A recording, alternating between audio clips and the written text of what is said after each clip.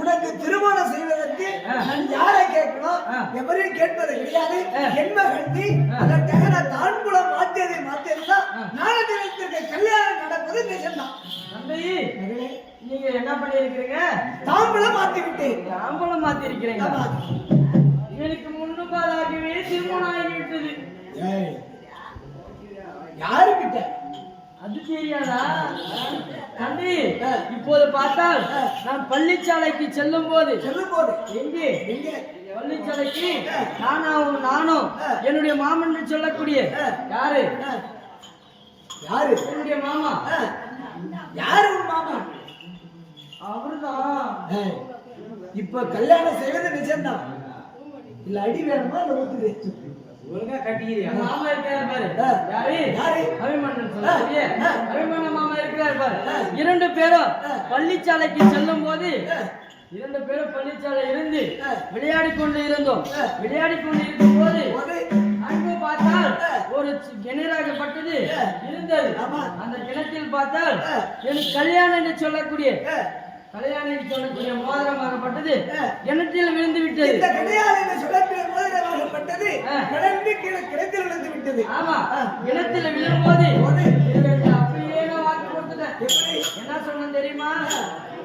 நான் அழுந்து கொண்டிருக்கும் போது அவர் கேட்டார், ஏமா நீ அழுந்து கொண்டிருக்கிற அப்படின்னு அவர் கேட்டார். கேட்கும்போது நான் என்ன சொன்னேன் தெரியுமா? கல்யாணி மோதிரமாகப்பட்டது கிணற்றில் விழுந்து விட்டது.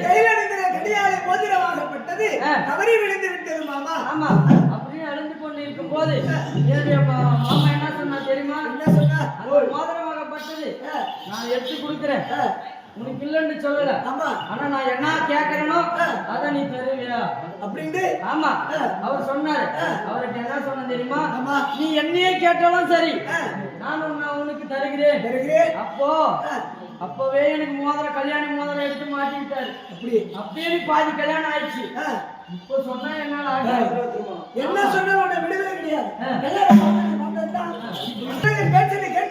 நான் சொல்றேன் பாரு. பார்த்தா ஒரு கடலாகப்பட்டது இருக்கிறது. அந்த கடலிலே பார்த்தா பக்கத்துல என்ன இருக்குது? மீன் துள்ளி துள்ளி துள்ளி குதித்து கொண்டு இருக்குது. ஆமா, அந்த குதித்து கொண்டு இருக்குது யாரு? நானு. ஆமா, அந்த பக்கத்துல ஓனா இருக்குது பாரு.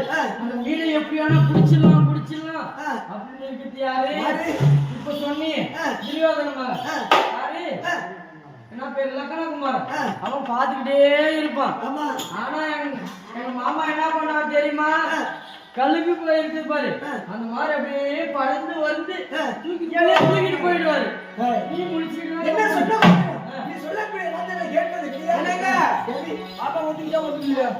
எத்தனையோ சொல்லி பார்த்தோம். நீ உனக்கு பாடம் படிக்கிறா? நான் பையனுக்கு பாடம் படிக்காத என்ன மதிக்க மாட்டா. தூங்கும் போது கூட வச்சு தூங்கு வச்சில்ல. அந்த தான் இவனுக்கு இருக்குது. கேள்வி பார்த்தா ஆகாது. சரியா பண்ணலாம். ஒரு பூமானா அவருக்கு ஓடி சரியா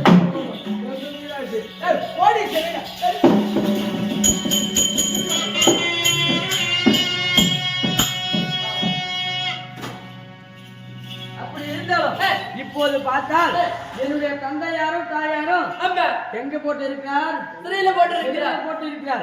இப்போது பார்த்தால் என்னுடைய மாமாவுக்கு நிரூபம் எழுதணும். ஆமா, இப்போ என்ன பண்ண தெரியுமா?